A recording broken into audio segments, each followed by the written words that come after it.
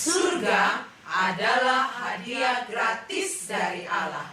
Alkitab berkata, sebab upah dosa ialah maut, tetapi karunia Allah ialah hidup yang kekal dalam Kristus Yesus Tuhan kita. Roma 6 ayat 23.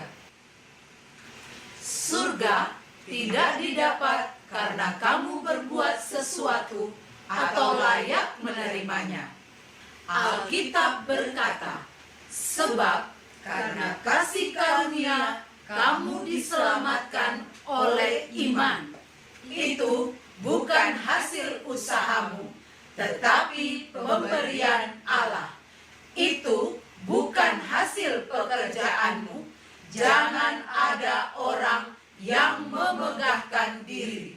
Efesus 2 ayat 8 dan 9. Tapi semua orang tidak dapat menerimanya. Apakah yang menghalangi kita untuk masuk surga? D.